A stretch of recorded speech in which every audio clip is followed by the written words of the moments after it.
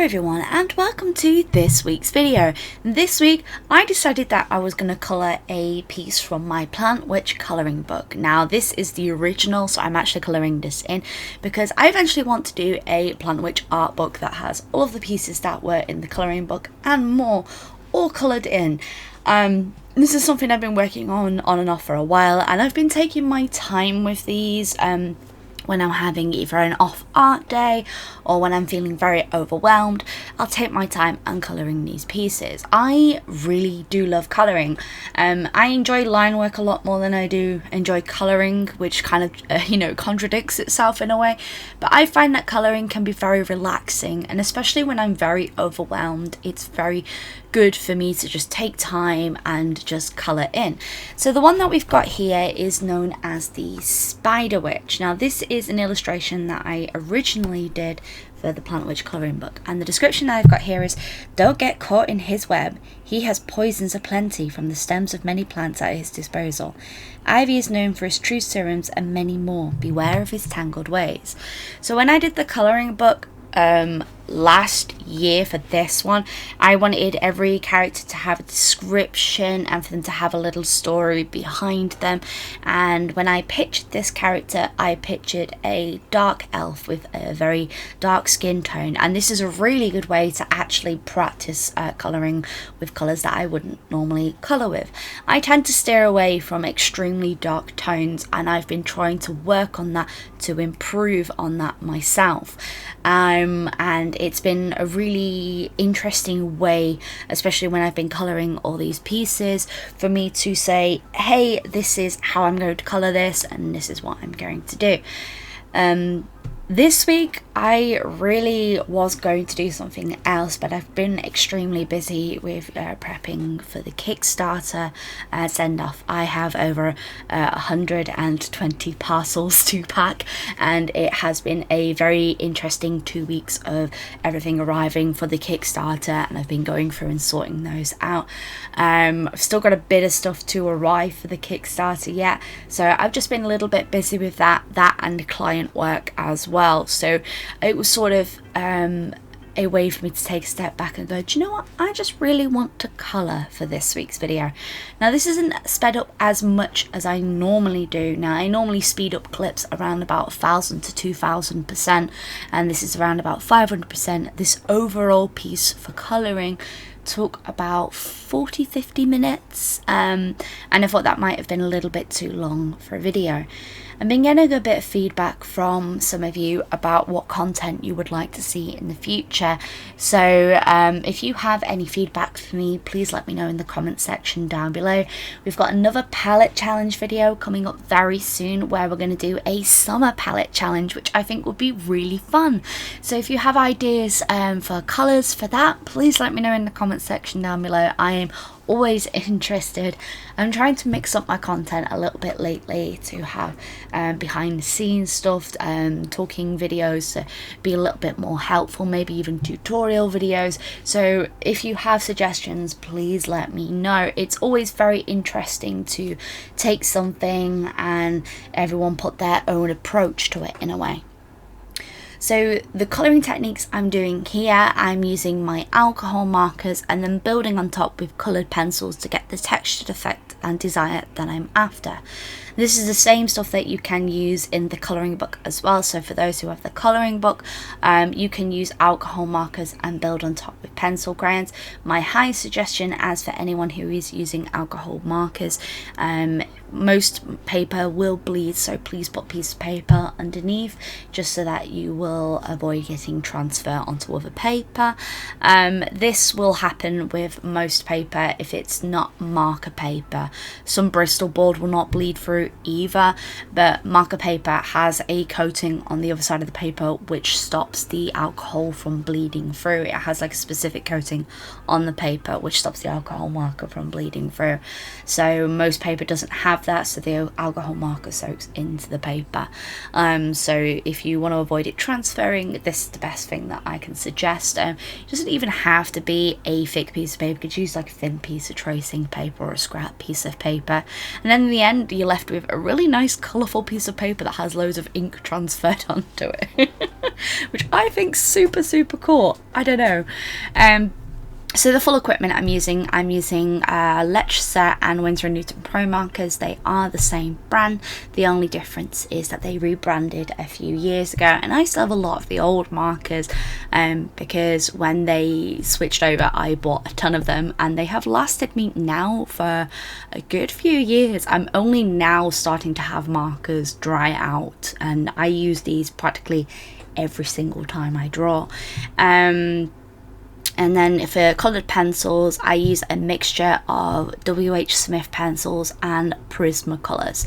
WHSmith Pencils are a really good cheap alternative if you want a very nice buttery pencil. Now, I haven't tried them recently, and there has been rumours that they have changed the recipe slightly for them. I will confirm this when I run low on a few. I've still got quite a few of them, so I don't want to buy any more until, but I will try and confirm that, which would be really sad if they did, because they're a really good cheap alternative. They're not exactly like the same level as Prismacolor or Polychromos, because they're really soft and buttery and they layer really nicely. The WHSmith pencils do leave like a slightly waxy sheen, but they're really good pencils. Like, I've played with them for years and I've really enjoyed them.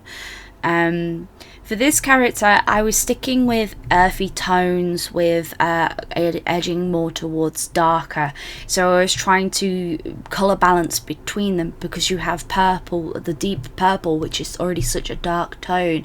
I don't want to add too many dark items on top of that.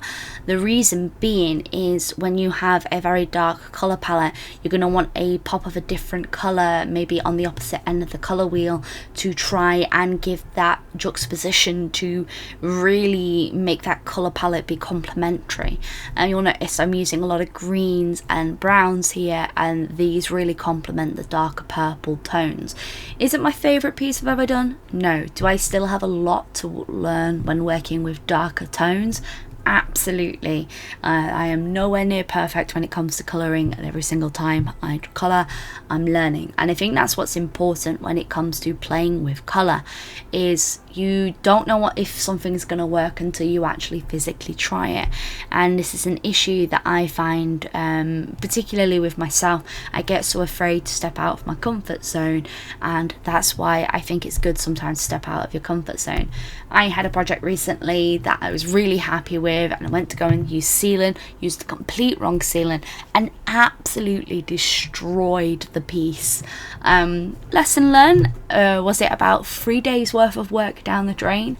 Absolutely, but I learned a lot from it, and yes, I was sad and angry about it, but at the same time, lessons learned and you move on. You're gonna make mistakes with your art, whether or not that's to do with the colouring, anatomy, whether or not it's to do with the equipment that you're using. There's a lot of different factors that can happen, and we learn from our mistakes and we grow from it. And that's the best thing that we can possibly do. One of the things I've really enjoyed lately has been going back and actually colouring in these pieces. I did these now about 1.5 years ago, because I released this colouring book in May last year, and it was a fantastic project for me. It was a project that I poured a lot of time into, and when it was there physically in print in my hand, it was just amazing. I've reprinted this project colouring book now 3 times, and that's the most I've ever reprinted anything, which is phenomenal.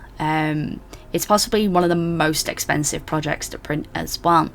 Now, when I do the colouring book, when I print this colouring book, I use a company called Mix'em, and Mix'em are really good, and I highly sing their praises enough. They print all of my zines and all of my books, including the one I did for the Kickstarter. And I chose uncoated paper, but my recommendation is, if you are going with a printer, always order a sample pack before you actually get something from the printer. And the reason being for this is you're going to get a better understanding of what paper quality they use, what sort of materials are behind there, so that you can personally make a better choice on ordering stuff. But I order with them, and So when I make the colouring book, basically when you're making books you have to do them in pages of 4 because of the printing process. It's in increments of 4, and you have to make sure you've got a 5mm bleed around your art as well, and this allows for if there's any printing errors with the machine when they're trimming it. It's just so that you don't have any issues when it comes down to printing. You don't want anything important in that little bleed area in any way, shape or form. But when I order this, I make sure that the only thing that's on the back of the illustration is a description of the character. And the reason why I do this is because I know that people, after the colouring, they like to take out a page and display it. And this is something that I personally like to do as well. I like to take a page out and I like to display it up, so then I know exactly what that piece was, and it's got a nice little story that goes with the character. And this is something that I decided to do yet again with the second book. So instead of it being a 20-page colouring book, which it is because there's 20 illustrations on the inside, it ends up being 40 pages, and then you have your 4 pages that are increment for the cover. So this is an A4 colouring book. It's not exactly a cheap thing to print. I think to order 50 copies it cost me nearly £200, which isn't a massive amount of money when you think about it in the long run, but then you have to factor in like the cost of printing, time and everything. So a lot of stuff goes into the printing of the book as well. So before I order anything, I make sure the paper samples are right, to check out the colour schemes and stuff like that, make sure it all works, and then send it off for printing. So the whole process of actually making a colouring book, when we talk about it, is a couple of months. Getting feedback, looking back, making sure you got your paper types and stuff like that, and then actually drawing the illustrations. And this is, it's a fun project, but at the same time it's a stressful project. You can cut costs down by making less pages and all that. But here is the final illustration. I really enjoyed colouring this. Now there has just been a restock of this colouring book up on the store if you are interested. And next month we have a huge store update with the Enchanted Forest colouring book going up after the Kickstarter's all been sent out. So here is a few of your amazing art pieces that you have tagged me in. I cannot thank you enough for sharing with me your beautiful work. I am feeling summery, so let's next month's video be all summer and all fun. I hope you have enjoyed this video. Maybe like, comment down below your favourite thing to colour, and as always folks, stay creative.